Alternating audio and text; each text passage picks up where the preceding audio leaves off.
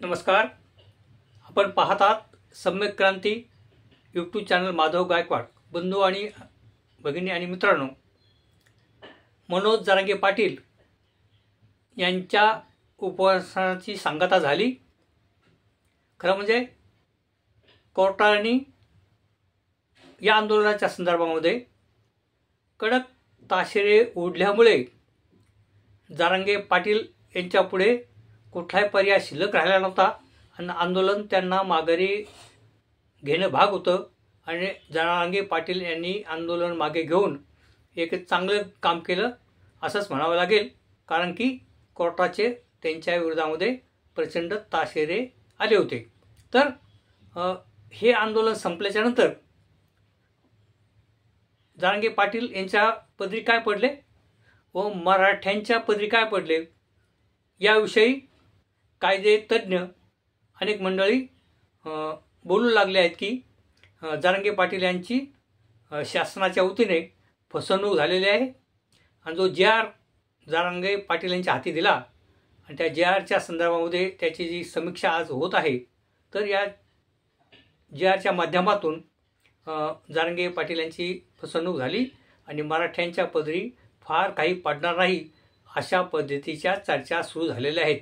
किंबहुना त्याच व्यासपीठावर जरांगे पाटील यांचे काही समर्थक जे वकील आहेत ते देखील या गोष्टीला थांबा म्हणत होते किंवा याच्यामध्ये काही त्रुटी आहेत.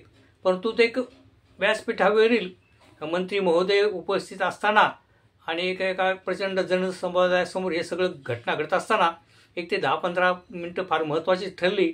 आणि जरांगे पाटलांच्या खरं म्हणजे कोर्टाचे प्रचंड तासारे आणि त्यांना प्रत्यक्षात एक उपोषणामुळे प्रचंड यातना होत होत्या, प्रचंड पोट दुखणे किंवा अनेक त्यांना यातना होत असणार आणि त्यांना माघार घेणं हे कर्म प्राप्त होतं. आणि मग त्या जे.आरच्या माध्यमातून त्यांनी त्या ठिकाणी घोषणा केली की मराठ्यांचा विजय झाला आणि ती सांगता अशा पद्धतीने झाली आणि आता त्याच्यावर उलटसुलट चर्चा चालू आहे. तर बंधू आणि भगिनींनो, आजचा महत्त्वाचा विषय माझा या आहे की मी आपल्याशी माननीय बाळासाहेब तथा प्रकाशजी आंबेडकर साहेब व जरांगे पाटील व त्यांचे आंदोलन या दोन उभयतांच्या काय भूमिका आहेत आणि माननीय बाळासाहेब आंबेडकर तथा प्रकाशजी आंबेडकर साहेब यांचं या विषयावर काय म्हणणं आहे या संदर्भामध्ये मी आपल्याशी बोलत आहे. आणि हा छोटा व्हिडिओ आहे, तरी हा व्हिडिओ आपण शेवटपर्यंत पहा अशी आपणास विनंती आहे. खरं म्हणजे जरांगे पाटील यांनी जे अंतरवाली सराटी या ठिकाणी जे पहिलं उपोषण धरलं होतं आणि त्या ठिकाणी अगोदर झालेल्या ज्या प्रचंड महासभा झाल्या होत्या आणि त्या अंतरवाली सराटी यामध्ये पोलीस आणि गाववाले आणि तिथे जमा झालेले जे आंदोलक आहेत यांच्यामध्ये जो तंटा झाला आणि तिथे जे दोन्ही बाजूनी मारहाण झाली, त्याच्यानंतर महाराष्ट्रामधील सर्वच पक्षाच्या दिग्गज नेत्यांनी अंतरवाली सराटी या ठिकाणी जाऊन जरांगे पाटलांची भेट घेतली होती. त्याच पद्धतीने माननीय प्रकाश आंबेडकर साहेबांनी देखील जरांगे पाटलांची भेट घेतली होती. आणि त्यावेळेला माननीय जरांगे पाटील असे म्हणाले होते की या महाराष्ट्रामधील अनेक नेत्यांपैकी फक्त मी 2च नेत्यांना मानतो आणि त्या 2च नेत्यांचे मी शब्द ऐकतो, ते म्हणजे शाहू महाराज कोल्हापूरचे यांचे वंशज छत्रपती संभाजी महाराज व माननीय प्रकाश आंबेडकर साहेब यांचे शब्द मी मानतो आणि त्यांच्या शब्दाच्या बाहेर मी नाही, असे त्यावेळेला जरांगे पाटील म्हणाले होते.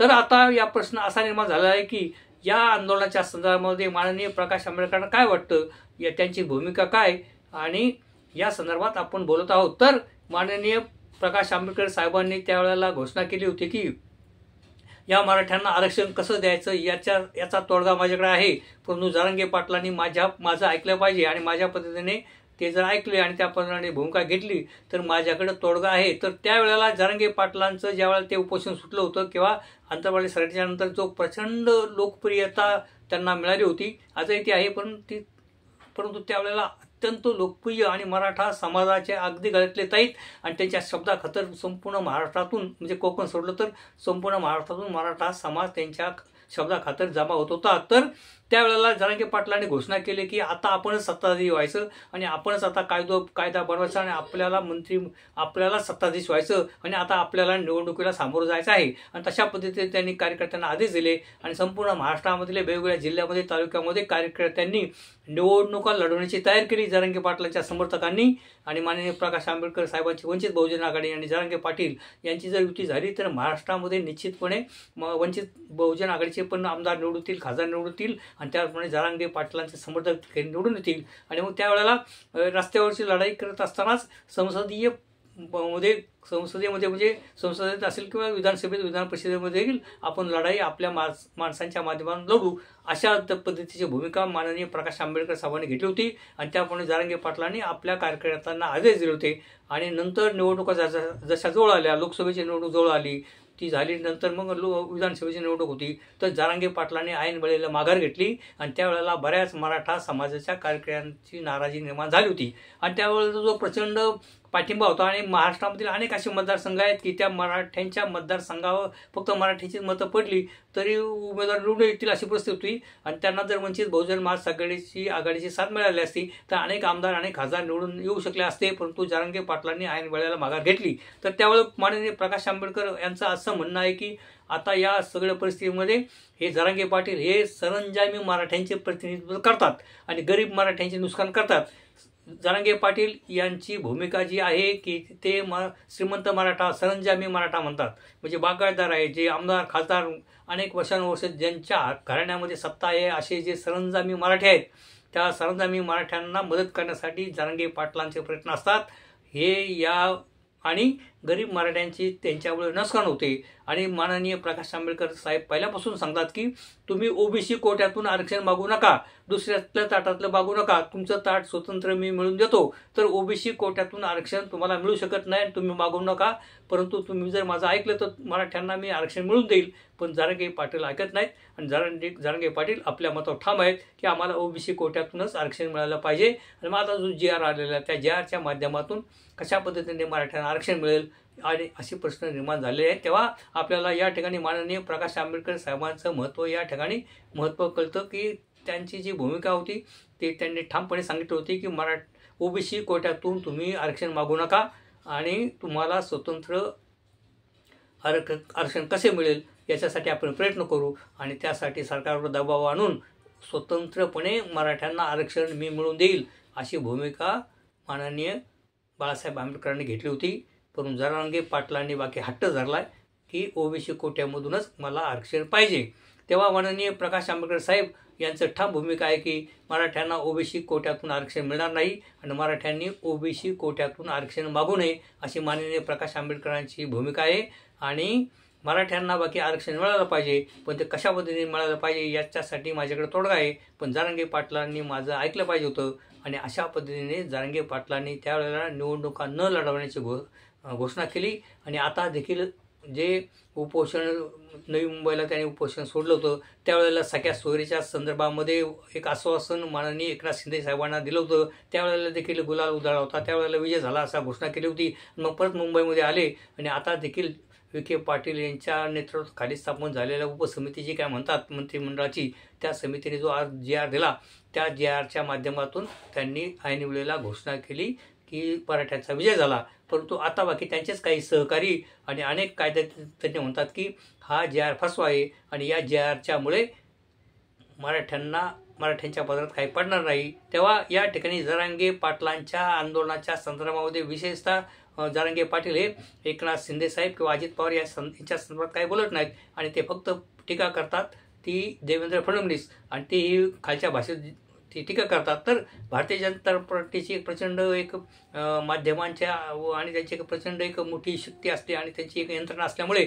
एक पूर्ण महाराष्ट्रामध्ये असं वातावरण तयार झालं आहे की जरांगे पाटलांना ब्राह्मण मुख्यमंत्री नको आहे.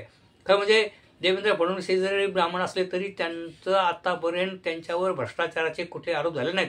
नागपूरचे महापौरपासून तर आमदार ते मंत्री आणि मुख्यमंत्री असं त्यांनी पद भोगवले, परंतु या दरम्यान त्यांनी कुठल्याही प्रकारची प्रचंड प्रॉपर्टी वाढवली नाही किंवा त्यांच्यावर कुठल्याही प्रकारचे भ्रष्टाचाराचे आरोप झाले नाहीत. अशा पद्धतीचं देवेंद्र फडणवीस यांचं चारित्र्य महाराष्ट्राला माहीत आहे. आणि परंतु फडणवीसांवर आरोप होत आहे की त्यांनी उभे पक्ष फोडलेले आहेत आणि घराघरामध्ये भांडणं लावलेत आणि पक्ष फोडलेत. ही त्यांच्या पक्षाची भूमिका आहे. परंतु या ठिकाणी जरांगे पाटील आणि बाकी फक्त देवेंद्र फडणवीस यांच्यावर ते टीका करतायत. तर माननीय प्रकाश आंबेडकर साहेब यांची जी भूमिका आहे त्या भूमिकेच्या नुसार जर जरांगे पाटील वागले असते आणि तशा पद्धतीचे त्यांनी भूमिका घेतल्या असती तर आज महाराष्ट्राच्या राजकारणामध्ये वेगळं चित्र दिसलं असतं. तेव्हा बंधू आणि भगिनींनो, अशा पद्धतीचे व्हिडिओ घेऊन मी आपल्यासमोर वारंवार येत असतो. तरी आपल्याला माननीय प्रकाश आंबेडकर यांची भूमिका व जरांगे पाटील यांची भूमिका या संदर्भात आपल्याला काय वाटतं, आपलं काय म्हणणं आहे, आपण कृपया या व्हिडिओच्या माझ्या जे कॉमेंट बॉक्स आहे त्याच्यामध्ये आपली प्रतिक्रिया कळवा. निश्चितपणे माननीय प्रकाश आंबेडकर साहेबांचं जी भूमिका आहे मराठा आरक्षणाच्या संदर्भामध्ये, तर आपल्याला काय वाटतं, तर आपण निश्चितपणे माझ्या कमेंट्स बॉक्समध्ये आपली प्रतिक्रिया द्या, आपल्या सूचना मांडा. आणि अशा पद्धतीचे व्हिडिओ घेऊन मी आपल्यासमोर येत असतो. तरी कृपया माझ्या या व्हिडिओला लाईक करा व इतरांना देखील हा व्हिडिओ पाठवा. व आपण नवीन जर असाल तर सम्यक क्रांती यूट्यूब चॅनल माधव गायकवाड या माझ्या चॅनलला आपण जरूर सबस्क्राईब करा, ही विनंती. धन्यवाद.